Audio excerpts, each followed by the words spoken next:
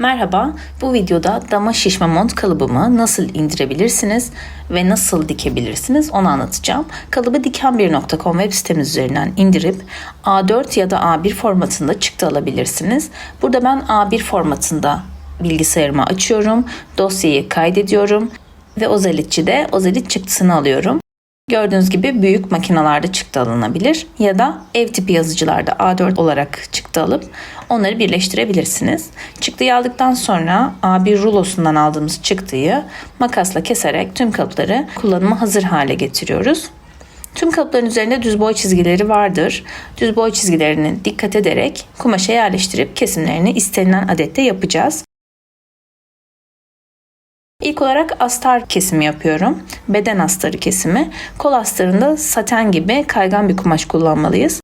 Penye, polar gibi kumaşlar kol astarında kolun girip çıkmasını engelleyecektir. Burada bir mont dikiyoruz. En rahat kullanım için en iyi kumaşları kullanmalıyız. Üzerinde yazan adette kalıpların kesimlerini yapıyorum. İç astarında ben penye kullanıyorum. Polar da kullanabilirsiniz. Sonrasında beyaz kumaştan montun ana kumaşının kesimini yapıyorum. Burada da kalıpları koyup 1 santim pay vererek çizimlerini yaptım. Sonrasında kesimlerini yapıyorum. Bu kesimleri yaparken en önemli şey düz boy ip yönüdür. Üzerinde yazılan adetlerde elyaf kesimi yapacağız. Elyaf kesimi için de elyafı ana kalıbınızdan 1 santim dışarıda olacak şekilde kesmelisiniz. Eğer kapitone kumaş kullanmıyorsanız elyaf kesimlerinde bu şekilde elyafı 1 santim dışarıda payı olacak şekilde kesmeliyiz ki dikerken elyafta kayıp olmasın. Sonrasında kol astarını kesiyorum. Kalıp üzerinde işaretli kısımlara dikkat ederek kol astarının saten astar kısmını kesiyorum.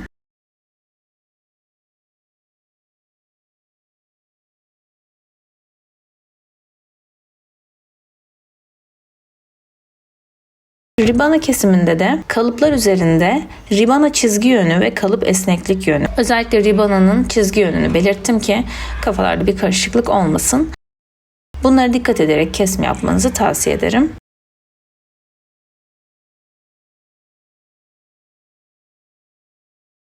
Eğer kapitone kumaş kullanmıyorsanız benim yaptığım gibi su geçirmez ya da yağmurluk kumaşınızla elyaf kumaşı birleştirerek kapitone kumaşınızı kendiniz oluşturabilirsiniz. Burada gördüğünüz gibi elyafı daha dışarıdan 1 santim, 1,5 santim kadar dışarıdan kestim ve 1 milim mesafeden kumaşıma dikiyorum. Burada kumaşın su geçirmez olması olmaması önemli değil. Dikiş yerlerinizden su geçecektir. Önemli olan kumaşın üzerindeki sıvının kayganlığını artırmak. O yüzden yağmurluk kumaşı ya da su geçirmez bir kumaş öneriyoruz. Normal pamuklu bir kumaş içeriye daha çok hava alacaktır. Bu kumaşlar en azından içeriye rüzgar ve su alımını engelleyecektir.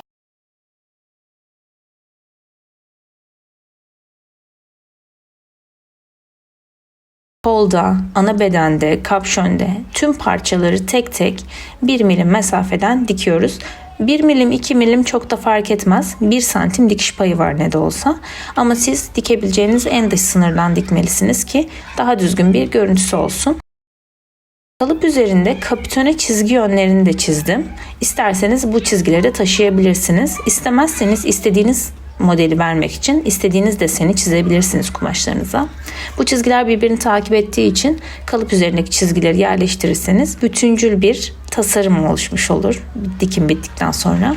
İlk olarak ön ve arka bedenin omuz dikişlerini dikip üstünden dikiş payını arkaya yatırarak çıma dikişini çekiyoruz. Sonrasında yan dikişleri gösterildiği gibi çizgilerin, kapitone çizgileri birbirini takip edecek şekilde yerleştirip dikiyoruz. Fazla payını arkaya yatırıp üzerinden çıma dikişini çekiyoruz. Çıma dikişi çekmeye de bilirsiniz fakat sağlamlığını artıracaktır. Diğer yan dikişte de aynı şekilde iğnelemelerimi, yerleştirmelerimi yapıyorum ve dikimlerimi tamamlıyorum. Mont diktikten sonra, bu yan dikişleri diktikten sonra çizgilerin birbirini takip ettiğini göreceksiniz. Eğer doğru yerlerden kapitone çizgilerini diktiyseniz. Kol yan dikişlerini dikiyoruz. Kolda biliyorsunuz bir büzgü payı vardır. Kolu düzüne çevirdikten sonra büzgü payı için buraya telleme işlemi yapacağız. Normalde burayı makineyle dikip elimizde büzebiliriz. Fakat bu kalın bir kumaş. O yüzden ince bir telleme yapıp telle büzgüyü ayarlayabiliyoruz. Büzgüyü ayarladıktan sonra koltuk altından kolu ve bedeni birbirine iğneleyip sonrasında büzgüyü yedirerek tüm kol evine yerleştiriyoruz. İğneliyoruz ve dikimini yapıyoruz. Burada da dikimi yapmadan önce telleme yapabilirsiniz. Şişme montta kolda ribana detayı kullandım. Kolda ve yakada. Kolu ve yakayı daha sağlam tutsun, soğuk geçmesini önlesin diye. Astar kumaşımız bu şekildeydi. Kalıp üzerinde çizgisi var. Çizgiyi açarsanız, kat payından açarsanız alt kısmının ayrı bir kalıbı var. Alt kısmını ana kumaştan, üst kısmını da saten kumaştan kesiyoruz. Araya da ribana kalıbıyla bir ribana kesiyoruz.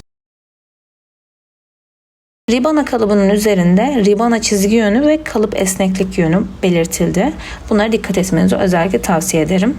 Çizgi yönü çok önemli. İlk olarak ribanayı düzü içeride kalacak şekilde katlayıp dikiyoruz yan dikişine. Sonrasında kat payını açıp bu şekilde ikiye katlayalım. Ve kumaşı kullanılabilir hale getirelim. Sonrasında saten kumaşımızı yine düzü içte kalacak şekilde tersinden yan dikişini kapatıyoruz. Son olarak da alt kısımdaki ana kumaşımızın yan dikişini kapatıyoruz. Alttaki parçanın içine ribanayı bu şekilde yerleştiriyoruz gösterildiği gibi. Burada dikişlerin birbirine denk gelmesine dikkat edin. Bakın dikişleri üst üste yerleştirip iğneliyorum. Karşı tarafında da ribanayı esneterek karşı noktasını buluyorum ve karşı tarafı da iğneliyorum. Bu kısmı birbirine dikiyoruz.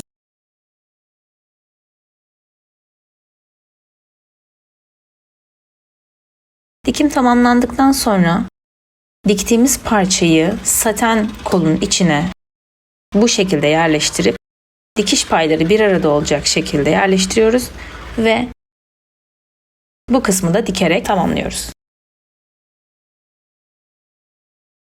Dikerken burada önceden diktiğiniz dikişin 1 milim kadar üstünden dikerseniz orada bir dikiş görünmeyecektir dikim bittikten sonra.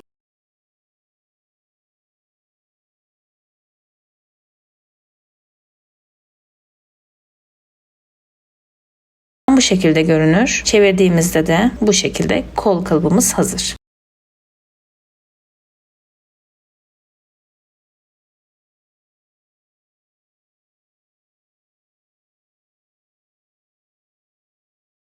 Beden astarlarken ana kalıpta astar payı vermiştim. Bu astar payını bu şekilde astarı keserken 1 santim kadar ortada kumaş katında bolluk miktarı verdim. Bunun sebebi içeride astarın daha rahat hareket etmesi ve kasma yapmamasıdır. Bunu bu şekilde katlıyoruz. Gösterildiği gibi bir tarafa katlıyoruz. Çıtlarını atarsak daha rahat hareket ederiz. Ortadan kumaş katı çıtını atmıştım. Bunu bu şekilde katladık. Katladıktan sonra üstüne pervazlarını yerleştireceğiz. Şimdi alt kısmının pervazını yerleştiriyorum. Pervazın da ortasına kumaş katı çıtı atmıştım. Bu çıtlar birbirine üst üste denk gelecek şekilde yerleştiriyorum. Tüm kenarlardan iğneliyorum.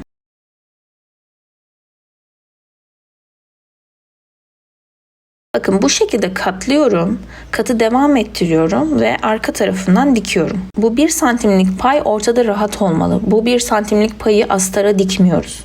Astarda dikip kapatmıyoruz. Sadece katlıyoruz, katladığımız yere kadar getirip üstünden pervazı dikiyoruz. Yani pervazın bittiği noktadan bakın bu şekilde pile kalacak.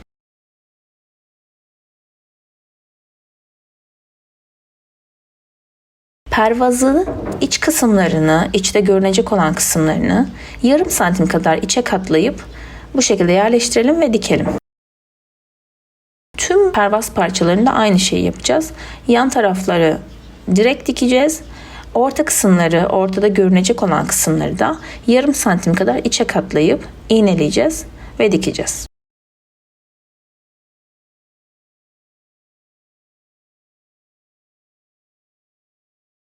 Yerleşim bu şekilde olmalı.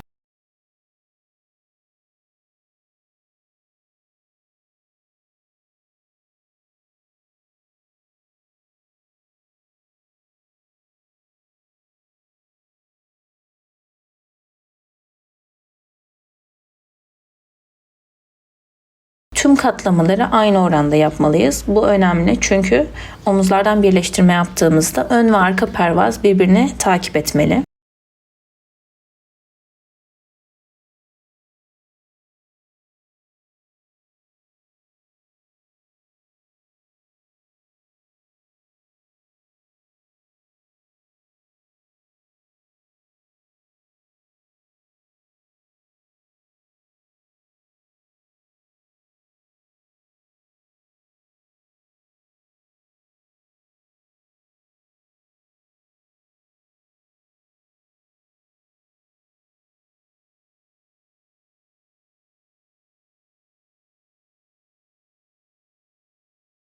Pervazları diktikten sonra omuzlardan iğneliyorum.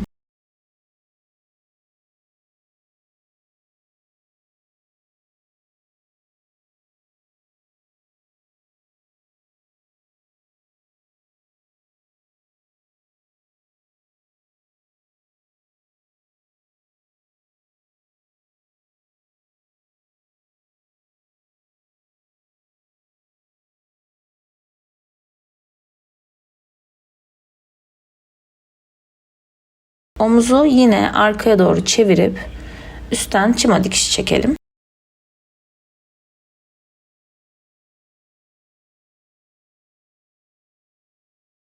Yanları da, yan dikişleri de arkaya çevirip üstten dikişlerini yapalım.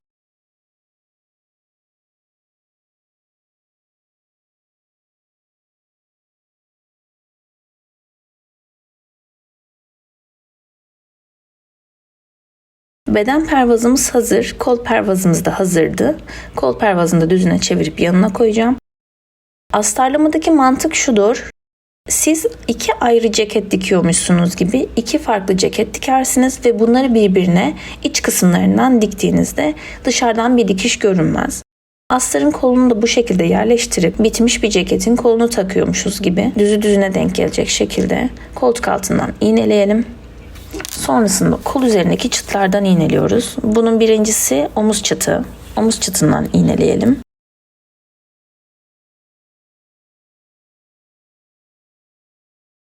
Diğeri de ön kol çıtıdır. Ön kol çıtından da iğneliyoruz. Bu 3 iğnelemeden sonra kalan kısımları yedirerek tüm kol evini iğneleyerek dikime hazır hale getiriyoruz.